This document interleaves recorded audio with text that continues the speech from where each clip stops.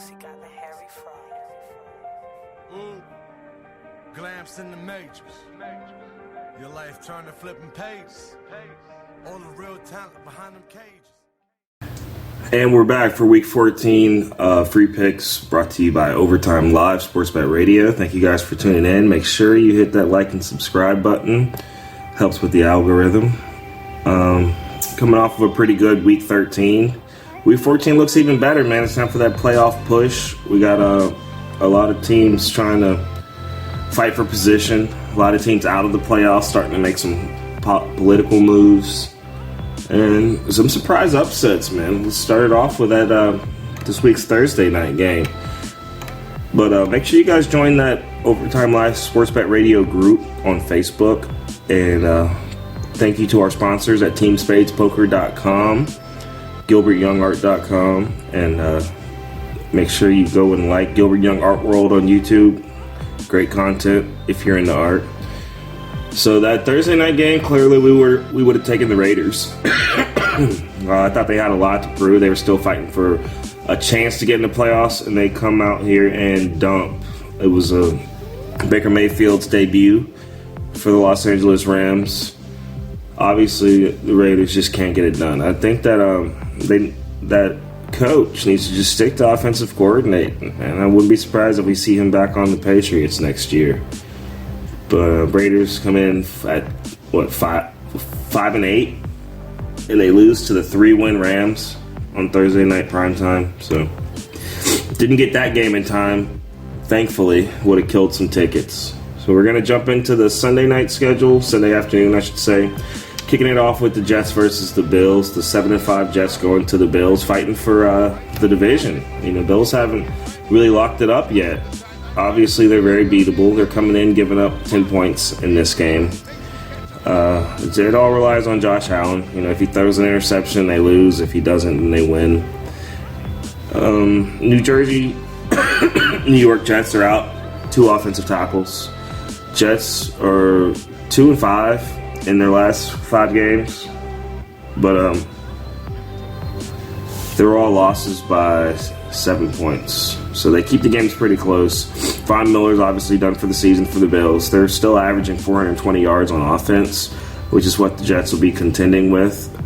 7-5 against the spread, the Jets are. So they have a winning record against the spread. But the Bills are on this 3-game win streak. So it's a tough pick. We're going to run with the Bills minus the 6. We actually had to flip on that. The Jets are allowing 18 points per game, but the Bills are only allowing 17, which are both 2 really good defenses. I think it'll be an under if you're betting over-unders. So we're going to take the Bills.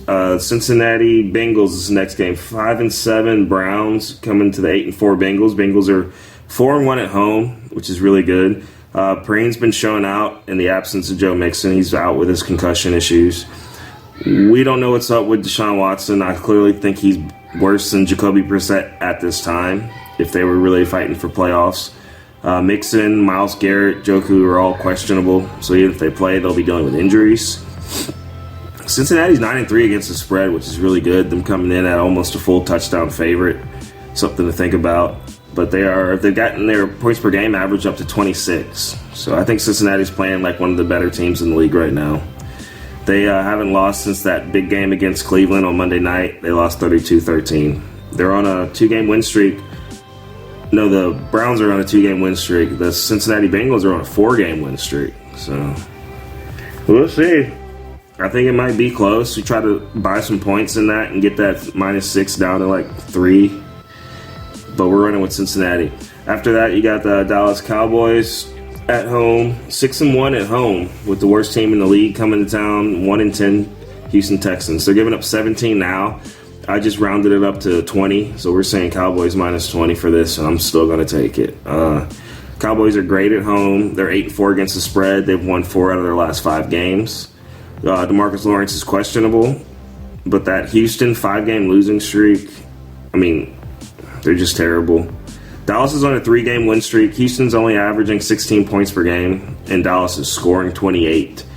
That 88 Houston rushing yards that they're putting up is not going to get it done against one of the best defenses in the league. So we're running with Dallas. I see a blowout. We've seen Dallas put up large amounts of points recently, so I'm going to take Dallas minus 20.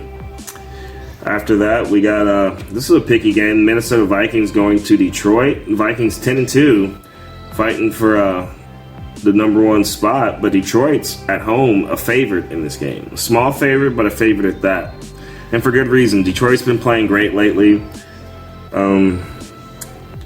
Detroit's actually 8-4 against the spread, so if you can get any points with Detroit, they win against the spread.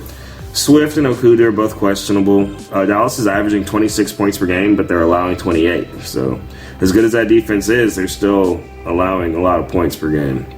Minnesota's allowing 300 passing yards per game, so I think that good to see that Detroit passing game take effect. They do have they're all healthy. They have a great offensive starting lineup.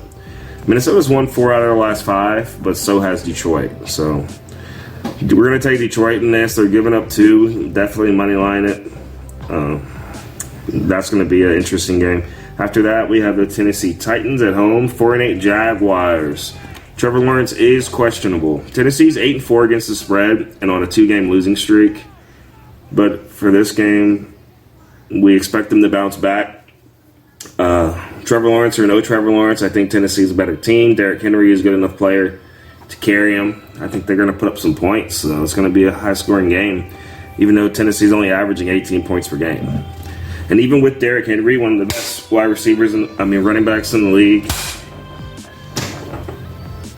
Jeez. I finally got it. One of the best running backs in the league, they're only averaging 119 rushing yards per game. Tennessee's allowing 83. So I expect Derrick Henry to get it going in this game. I don't see why Tennessee can't win this. But if Trevor Lawrence does play, this is very possibly an upset game. Their wide receiver Burks is out. So that's an interesting one. After that, we are going to the 11-1 number 1 seed Philadelphia Eagles. They're on the road going to the New York Giants. The New York Giants are not a good team. I don't know how they managed to have such a good record in one of the tougher divisions. They're 4-2-1 at home. In this game, Philly's going to be giving up 7.5. We got to get that spread down as low as possible. Definitely under a touchdown. It's going to be. I think it'll be a close game. I don't know how the Eagles are going to approach this, but every time I doubt Jalen Hurts, he just comes out and just amazes me. Clearly MVP front runner, in my opinion. Saquon's dealing with some back injuries, so we are looking for Slayton in the passing game to get it going, but I don't know if that's even possible. Daniel Jones is not living up to what I expected him to be. Giants are 9-3 against the spread. That Philadelphia defense is only allowing 18 points per game. Really good defense.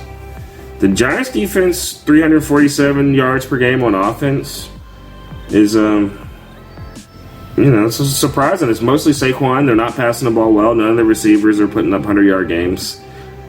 And the Giants are on a 3-game win streak, plus a tie, So we're taking the Giants plus a 7 in this. I don't know how they're going to manage to get this done. It's really, really, I really don't know how they're going to get this done. Honestly, I don't even know why I took them. So we're going to flip it. We're going to take Philadelphia minus a 7 and try to buy some points to get that a lot smaller. Daniel Jones probably going to throw a few interceptions. Obviously, Saquon not only being hurt, but them being such a one-dimensional team, they're very beatable. So we're going to go ahead and take Philadelphia minus a 7.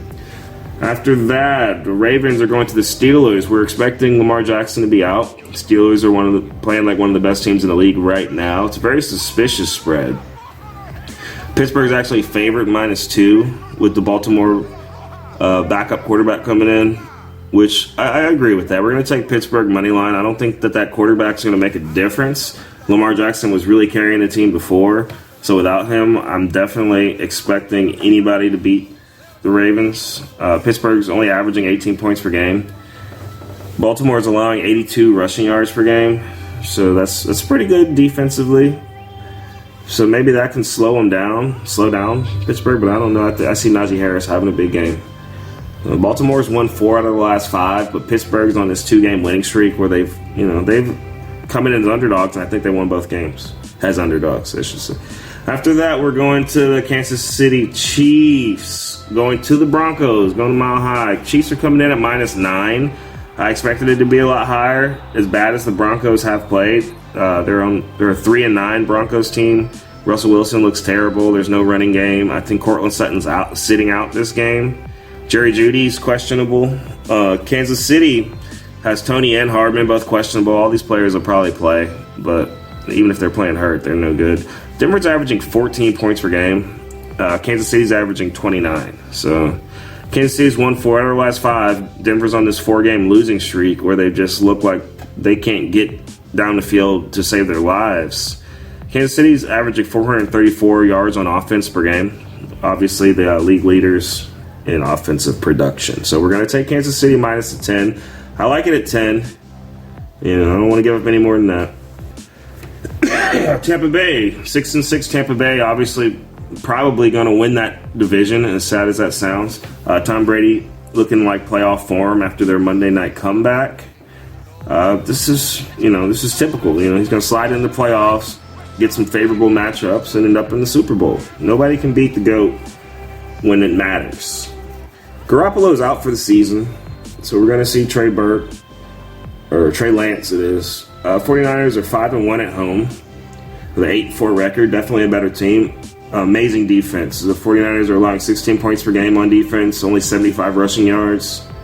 Tampa Bay's won 3 out of their last 5, but that's San Francisco 49ers are on a 5-game win streak where they've just looked unbeatable. I mean, even with mediocre quarterback play, Garoppolo at his best is still just average, So 49ers if they had a superstar quarterback, they would be, front runners for sure. So we're taking Tampa Bay in this. We try to buy some points. San Francisco's still favored, giving up 3.5, which is plenty. Try to add to that. I don't know what they're thinking about betting against Tom like that. The Seattle Seahawks, the 7-5 Seattle Seahawks, they're 3-2 at home. I've been on that bandwagon lately. I think they got a lot of potential if they can stay healthy. They're going to play the Panthers. Panthers are terrible. Obviously, Metcalf and Geno Smith got a connection building. Tyler Lockett's a great wide receiver, great tight ends. Defense steps it up a little bit, and Seattle Seahawks will be deep in the playoffs. The Panthers dropped Baker Mayfield, just dropped him. It wasn't even worth dealing with. Obviously, he got picked up by the Rams. They played him that week. We saw what happened. Walker III, not only questionable, but probably not going to be playing. Even if he does, he's going to be way below average. So we're going to see the fourth string running back for Seattle coming out. I mean, we weren't even supposed to see this guy, Walker III. He come in and looking like one of the best running backs in the league. So we're going to go with the home field advantage. I think Seattle Seahawks get this done, try to money line it. It's at -4 now. After that, we have Miami Dolphins going to the Chargers. This will be a big game. A lot of playoff implications in this game. Chargers are at home with this 6-6 record. I feel like the Chargers should be winning a lot more than they are. Their roster, talent-wise, is one of the top in the league, offense and defense. Dolphins are coming in as a favorite on the road. They're 3-3 on the road. But this game should be interesting. Tyreek Hill, Jalen Waddle will both be playing. The home field advantage is definitely going to take effect. We've seen Miami, put up points and then lose. Both teams are pretty healthy. I think Mike Williams is still out. Chargers are 7-3 against the spread. So in this game, with them getting 3 points at home, we try to buy some points. Try to get it above 3. We don't need any pushes. Miami's won 4 out of their last 5. No Myles Gaskin this week, at least questionable. So we're going to take the LA Chargers. We're going to take the Chargers. You can bet on the Chargers any week if they just live up to their talent, to their potential. After that, the last game on the schedule is the Monday night game. New England Patriots going to the Cardinals. Cardinals are surprisingly 4-8, 1-6 at home. They play terrible at home. Patriots are coming into this game as a favorite. We're going to run with the Patriots. Patriots are definitely in the wild card chase. We're going to probably see 3 teams out of that division make the playoffs. Arizona is averaging 27 points per game allowed, so they're putting up a lot of points. The Patriots are allowing 19 points per game. So their defense is pretty good in New England. Ramondre Stevenson and that wide receiver core. I think Mac Jones has been having a slow season, but I think he still has the ability to play at a higher level. The New England Patriots here on a 2-game losing streak, which Belichick's definitely not accustomed to. But Arizona has only won 1 out of their last 5. Yeah. Arizona has no excuse. I mean, they're healthy. Supposedly they got a good coaching core and wide receivers are all there. Just got to probably run the ball a little better. So thank you guys for tuning in. That's going to be our Week 14 free picks brought to you by Overtime Live. Make sure you like and subscribe, share it with a friend, and join that group on Facebook, Overtime Live Sports Bet Radio group. So we are signing off. Good luck to you this weekend. May all your bets be live.